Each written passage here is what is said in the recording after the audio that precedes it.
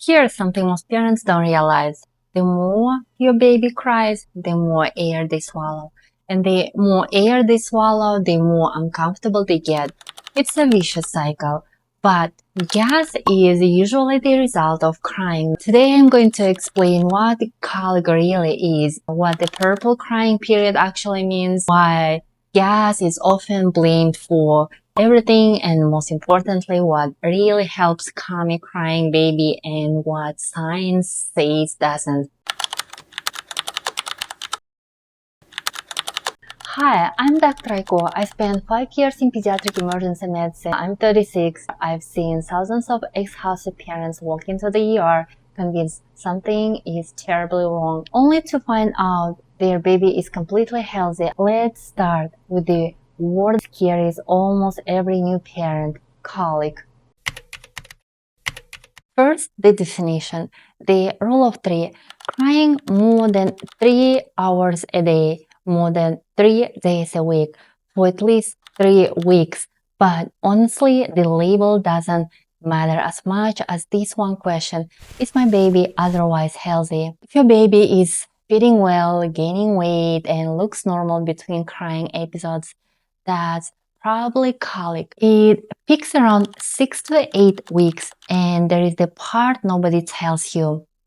It usually resolves on its own by 3 to 4 months. Let me say again, because it's the thing I wish every new parent heard. Colic is a phase, not a disease. Here's the honest answer: we don't know exactly. We think it's a combination of an immature nervous system and immature digestive system. After spending 9 months in a dark, warm, muffled environment, and now they are in a bright, loud world, they are learning to regulate, and babies learning how to live outside the womb.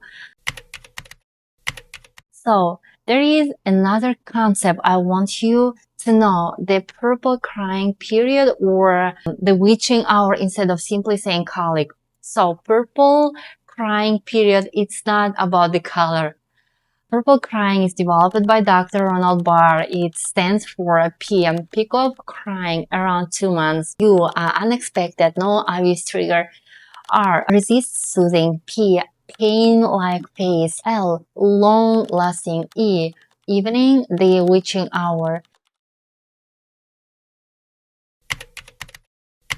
Now let's talk about everyone's favorite suspect, gas. This is where I see the most confusion. Parents come in convinced their baby has terrible gas, and the baby might, but there is the order of events most people get backward.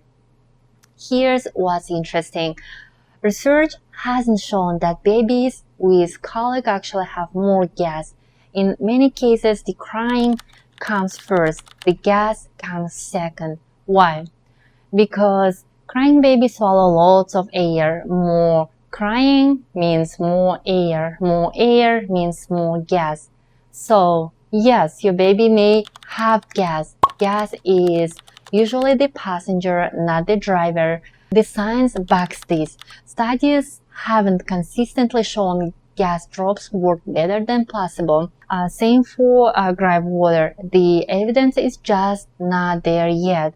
I mentioned about probiotics, considering noting reuteri as an option for breastfeed infants to discuss with your pediatrician, because there is strongest evidence of any colic intervention. If you spend $100 on colic remedies, you spend it because you love your baby. But now let's talk about what the research actually supports. Gas drops studies inconclusive, grape water limited evidence, and probiotic like reuteri strongest evidence. Discuss with your pediatrician. But gas isn't always the cause. Sometimes we're chasing gas when the real issue is hunger, or being overtired, or simply normal newborn development. Now for the part you've been waiting for. How do you soothe a crying baby? The best evidence still supports surprisingly simple things: physical soothing. Skin-to-skin contact regulates heart rate, temperature, and stress hormones. Swaddling, always on the back. A stubborn baby tries to roll. Recreates the snug feeling of the womb. Keep hips and knees loose. Don't wrap legs straight and tight. Weighted swaddles is not safe and not recommended. Gentle rocking mimics the motion they felt when you walked during pregnancy. Sensory calming. A pacifier if your baby takes one. Pacifier is non-nutritive. Sucking is a powerful self-soothing mechanism. A white noise, or simply making a gentle shh sound close to your baby or close to the ear. Sounds remind newborn of life inside the womb.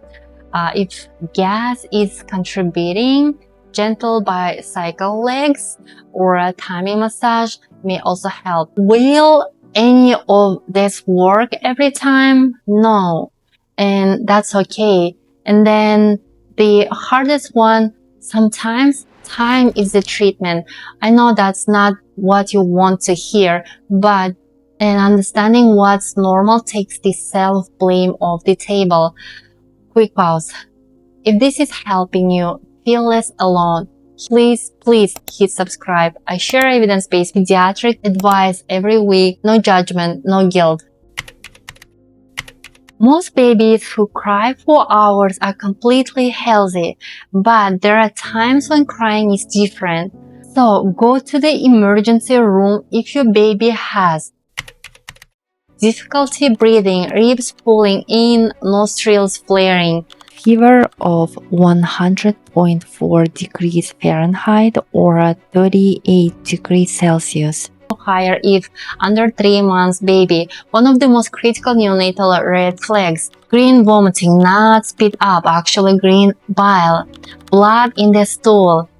Is difficulty to wake, unusually lethargic, or something simply doesn't feel right. I mean this. It's better to get checked and go home. Reassured than stay home and worry.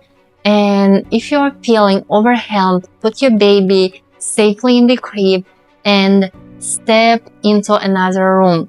Call someone. That's not bad parenting, that's safe parenting. One of the biggest lessons my sons taught me wasn't how to stop crying. It was how to stay calm when I couldn't. That's exactly why I wrote Why Babies Cry, to help parents understand what's normal during those overwhelming first 8 weeks. It's about sit down, one cry at a time, and babies don't come with an instruction manual. The link is below. If this video helped you, please subscribe. At this my dr.iko MD YouTube channel, I share practical pediatric advice from the ER and from real life as a mom to help parents know when to stay home, when to call the pediatrician, and when it's time to go to the ER. Coming up next, can you really spoil a newborn by picking them up every time they cry? I'll see you there.